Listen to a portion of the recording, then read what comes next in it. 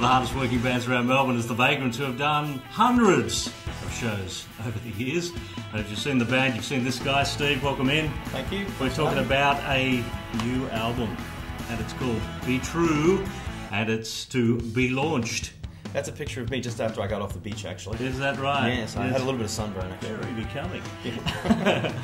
Yeah, we've done about 400 gigs now. Yeah. So we do like to play. You guys have been playing all over the world too, haven't you? Canada and America, and also Germany, Holland, Denmark, Czechoslovakia, Austria, Switzerland, Norway, Sweden, Spain. So here's a band based out of Melbourne, Australia, playing in the Czech Republic. What's that like for a band from... I got an email today from Prague. One of the bands that we played with, it was absolutely rocking, where they're called After Spoon. I just got an email from them today saying, oh, you know, just looking forward to it. When are you guys coming back again? And we want to do some gigs together. So Club Cane was our first gig. The first gig from last tour. The first day we show up, we go play in Prague, and we've never played there before. There's about 180 people there, all heard about it on MySpace, and just showed up, and it was packed. First song starts, everybody straight up to the stage, going berserk. And we thought, wow, this is amazing, you know? And then the next night we played somewhere else in the Czech Republic, and there was nobody there. So yeah, it is the ups and downs of being on the road. There was 4 people there, I'll give you credit. Yeah. Let's go back to the start of the Vagrants. When was that? Nearly 5 years ago now, about 4.5 years. We used to play as Blind Beetroot, was a band name, and we used to do kind of different stuff, and we really had to get a new name and split from the past. So we've had the same members, Renata, Ludwig, the vocalist, a cracker live, and me on guitar, and another guy named James on guitar. So the bass player and the drummer have kind of come and gone. We just got a new guy named Liam on drums. Liam Mark. Right. And when we look down the list of influences and the sort of music the band's listening to, I'm seeing things like Baby Animals pop up from a few of the guys. Yeah, absolutely. Yeah. I love those guys. I think, you know, everybody had very, very different influences, and it's quite funny too when people hear us. You can only really compare us to what you already know. So, I mean, if you're into the Baby Animals and maybe Susie Damashi, and you've got some old Divinyls and Pat Benatar stuff, you'll hear Renata's influences are definitely going that way. But if you don't really know them, I mean, people in America don't know the Baby Animals really, and Divinyls aren't that big. So, I mean, they look at other things and say, oh, you sound a bit more like, you know, something else altogether. And Andy, the bass player, he's a gun. He plays he did a lot of punk stuff recently, so you can hear that kind of driving punk in the bottom end, you know.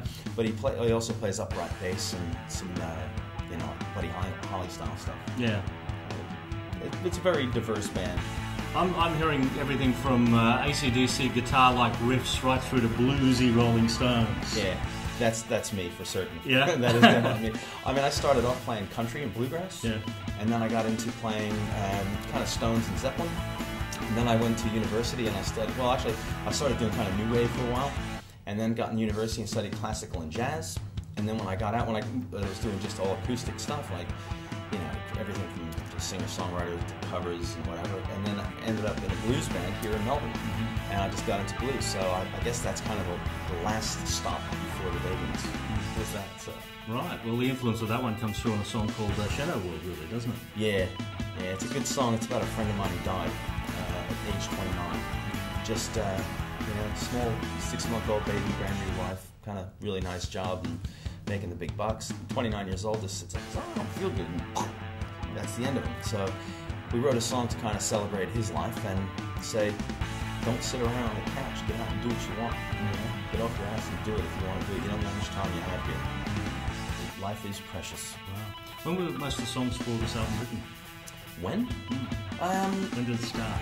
I guess about 2 years ago. When the last CD came out with MGM, our first full length, that was our second CD. First one was out on MGM. The second one with MRA came out, and I was already had maybe 10 songs that I thought were really good that didn't make it on that album.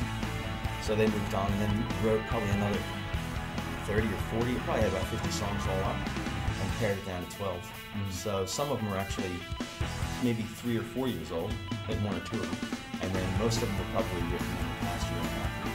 Now, if you go and check out YouTube and search for these guys, you'll find a song that they're called Dirty Little Secrets. Yes. It's a very unusual video.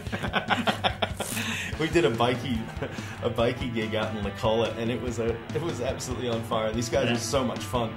Wet T-shirt contests and the whole thing, and they asked me for their permission to use the song for their video, and I said, yeah, absolutely. You know?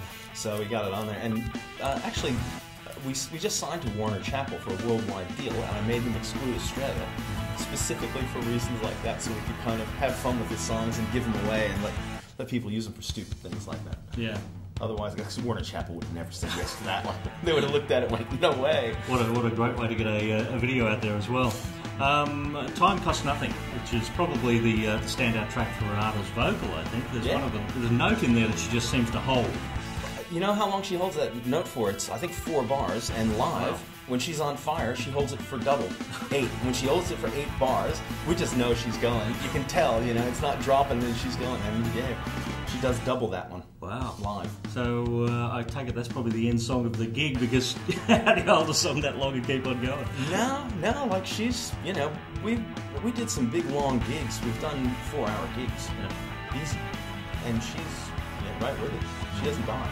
Wow. She may be small, but she's got some energy in her. Yeah. Well, congratulations on one of the song titles of the year, Amsterdammed. Come on, when you thought that up, at that moment you went, wow, I'm clever, didn't you? Yeah, I did actually. I just thought, oh, this is perfect, you know. And I asked, when I was in Amsterdam too, I asked a few people if anybody has ever kind of written that on a T-shirt. No. No. And I told a few people, maybe they'll start making it into a T-shirt. Pretty good T-shirt, yeah. It was funny though. I just thought, I can't believe more people don't die in Amsterdam, you know, because they're just like wandering around, you know, with the tongues hanging out, and they're just absolutely smashed. And it's a fun town. But driving there, you got to be careful of the ghosts wandering around. So I've never been there, so I'll take your word for that. You mentioned Warner Chappell, which is a big publishing company in the world, but you know the band is very much an independent band as recording acts. How do you juggle that, being with the big major on the publishing end? Well, nobody really understands what publishers are, and I'm not sure I really do, but I do know one thing's for certain. They collect your money from all the places that I would never be able. I can't call up the radio stations in the Czech Republic and say, excuse me, did you play our song? Will you send me that 89 cents? You know, it just doesn't happen like that. You need somebody with global reach to rake in your cash for you. And not that we're making very much, but it's nice to get what we deserve. So the publishing company does that. But since they make money on everything, they want to get you a better label. They want to get you a better publicist. They want you to tour. They want to help you as much as they can because they get their percentage on pretty much anything you do. So they're a good guy to have on side, Warner. And the people there have just been fantastic. Actually, it's none of that Sharky record kind of label stuff going on, which is good. Yeah. Well, finally, you know, we're here to talk about, you know, the new album, Be True, and there it is, and also the album launch, which is coming up. Yes, the HiFi Bar. We've never played there before. Really excited, and there's a lot of things going on there for the night. We're actually recording on the night to do a live CD for Europe, and we're also taking a video on the night. But it's being streamed live on a thing called Gig TV, and it's not .com or anything. It's just gig.tv, and they're streaming. It's what we call it, the maiden sending of their signal across the world. They're planning on doing much bigger bands than us, but we got kind of lucky to do the launch for them, like a soft launch for them, so they can try on all the gear. But anybody in the world can watch it. So if you're watching and you're in America right now, get online, go to Gig TV, and buy a ticket to the Vagrants, and you can watch us live on March 26th. It's a Thursday night. So get in there and try something different. Perfect. We advocate people getting off the couch, getting off their ass and dancing, but you know, you can do it from your own living room if you want. Yeah, and if you're in Melbourne, come on down to the gig. HiFi Bar. Absolutely. And there's cold beer in the fridge. Yes, I'll be partaking. Steve, thanks for popping into Undercover. No worries, thanks for having me.